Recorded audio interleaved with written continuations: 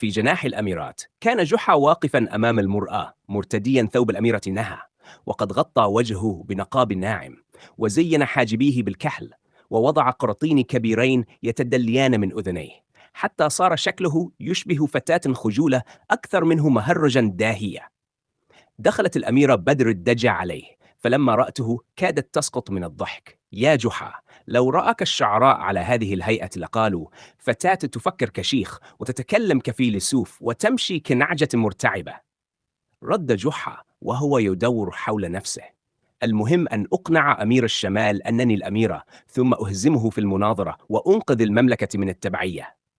قالت الأميرة بجدية: احذر، فهؤلاء ليسوا سذجا، الأمير معروف بدهائه وقد يشك في أمرك.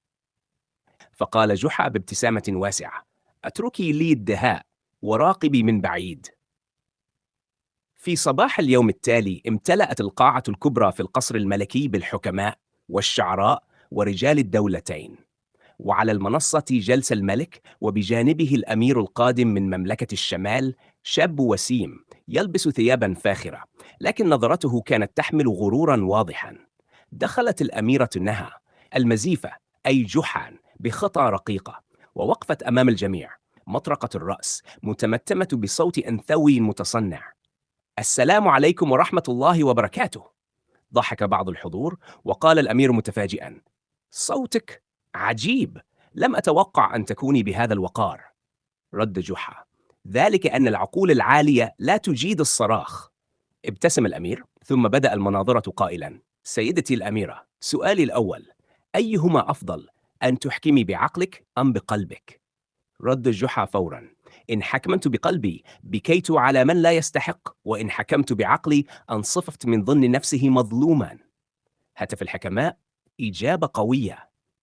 انزعج الأمير وقال: السؤال الثاني: هل تؤمنين أن النساء أقدر على الحكم من الرجال؟ ضحك جحا من تحت نقابه وقال: أنا أؤمن أن النساء إذا لم يحكمن العالم، حكما من يحكم العالم. ضحك الجميع، وكاد الأمير يختنق من الغيظ. اقترب الأمير من جحا وقال متحديا: وأخيرا، هل تجرؤين أن ترفعي النقاب أمامي إن انتصرت عليك؟ قال جحا بهدوء ساخر: بل إن انتصرت عليك سترفع أنت عباءتك وتغسل أقدام الحكماء بالماء. صدم الجميع، وقال الأمير: اتفقنا. قال جحا: إذن هذا هو سؤالي لك، إن كان العقل أغلى من الذهب والكلمة أقوى من السيف، فبماذا تحكم الممالك؟ ارتبك الأمير فقال: بالقوة. فقال جحا: إذن كيف حكمتك أنا بكلمة واحدة؟ صفق الجمهور بصوت مدون وهتفوا: النصر للأميرة نهى. ووقف الحكماء يضحكون، بينما انحنى الأمير خجولا، ثم غادر المجلس غاضبا دون أن يودع أحدا. وبعد قليل في جناح الأميرات نزع جحا ثوب النهى وهو يرقص طربا، وقال للأميرة بدر: رأيت، أنقذت المملكة وأنا ألبس الأقراط. قالت الأميرة: بل أنقذتها بحيلتك يا جحا، والآن أخبرني، كيف خطر في بالك ذلك الجواب؟ قال جحا وهو يغمز: النساء يحكمن من يحكم العالم، أليس كذلك؟ قالت بدهشة: هل كنت تلمح لي؟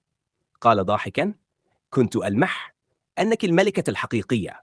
فأحمر وجهها ثم قالت: وهل تتوقف مغامراتنا هنا؟ قال جحا وهو يرتدي عباءته: بل بدأت للتو، فالخطر القادم أعظم. وفي تلك الليلة وصلت رسالة سرية إلى يد الملك، تحمل توقيع أبو الحيلة الماكر، أحد ألد أعداء المملكة، وفيها جملة واحدة فقط: عرفنا من هو جحا وسننتقم منه. في منتصف الليل، وبينما الجميع في القصر نيام، كان جحا يسهر في مكتبته يراجع دفاتر قديمة، يدون فيها ملاحظات ويضحك من حين لآخر، حتى دخل عليه الحاجب مهرولا وهو يلهث وقال: سيدي جحا، هناك رسالة خطيرة وصلت للملك وتحمل اسما مرعبا. رفع جحا حاجبه وقال: مرعب؟ هل عاد اللص الذي يسرق الأحلام؟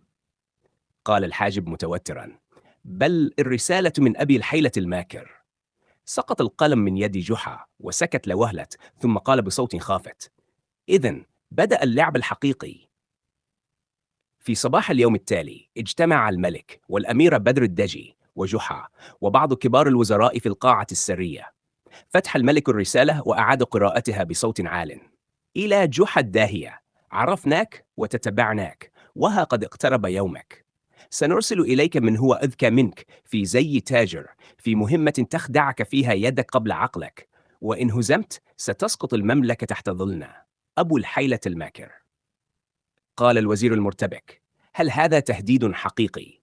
قال جحا بابتسامة ساخرة: بل هو دعوة للعب. قالت الأميرة: أنت تأخذ كل شيء وكأنه نكتة يا جحا، وهذا ما يخيفني. رد جحا وهو يضع يده على ذقنه: ما دام خصمي يهددني علنا، فهذا يعني أنه لا يزال خائفا مني سرا. لكن علينا أن نستعد.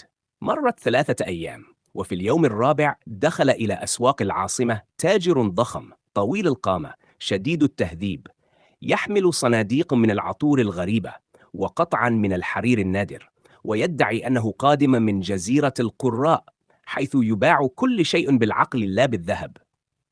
سمع جحا بالخبر، فلبس ثيابه البسيطة وربط عمامته وتوجه إلى السوق متخن كأنه فلاح عادي. كان التاجر الغريب يقف فوق منصة ويقول بصوت عال: أيها الناس، أبيع سلعة لا تقارن، عطر يجعل الجاهل حكيما والحكيم نبيا. ضحك الناس، لكن البعض صدق، وبدأت الجلبة. قال جحا بصوت متهكم: وهل عندك عطر يجعل الغبي يسكت؟ إن كان عندك فبيعه لزوجتي. ضحك الناس، فالتفت التاجر نحوه وقال: ومن أنت؟ قال جحا: أنا رجل أشتري بالحيلة وأبيع بالدهاء. قال التاجر بابتسامة باردة: أظنك أنت جحا. رد جحا بذكاء: وقد أظنك أنت أبو الحيلة الماكر، متنكرا بثياب تاجر.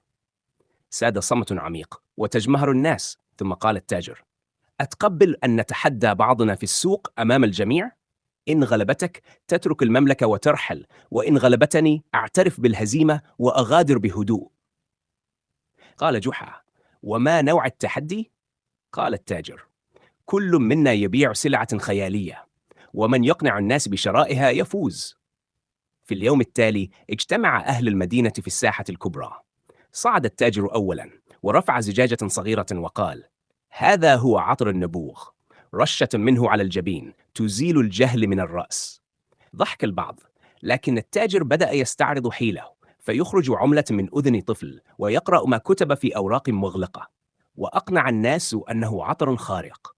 اشترى منه الناس بدراهمهم، وصار الأغبياء يرشونه على رؤوسهم وينظرون في المرآة مبتسمين، ظانين أنهم صاروا فلاسفة. ثم صعد جحا وهو يحمل صندوقا مغطى بقماش، وقال: أما أنا فأبيع سلعة أغلى من الذهب، إنها علبة العقل الكامل. صاح أحدهم: قال جحا: كل من يشتريها يصير ذكيا إلى درجة أنه لا يشتريها. ضحك الناس وقالوا: كيف هذا؟ قال جحا: إن اشتريت فأنت غبي لأنها لا تباع أصلا، وإن رفضت شراءها فأنت ذكي لأنك لم تخدع. ثم التفت إلى التاجر وقال: أما هؤلاء الذين اشتروا عطر نبوغك فقد دفعوا ثمن جهلهم، فهل نسميك ساحرا أم ساذجا؟ انفجر الناس ضاحكين، وسحب بعضهم العطر ورموه على الأرض وهم يهتفون: جحا أذكى، جحا أذكى. أما التاجر فقد شحب وجهه وهمس في أذن أحد مساعديه وهو يهرب: إنه يعرف اللعبة، احذروا من ضحكته فهي بداية الخطر. وفي المساء عاد جحا إلى القصر، حيث استقبله الملك والأميرة. قال الملك: لقد أنقذت المملكة مجددا أيها الداهية. وقالت بدر الدجى بإعجاب: أعترف، لقد فتنت بذكائك أكثر من أول يوم التقينا فيه.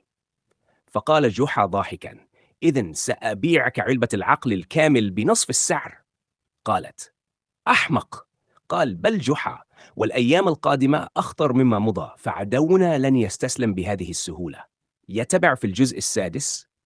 هل ترغب أن أكتب لك الجزء السادس الآن؟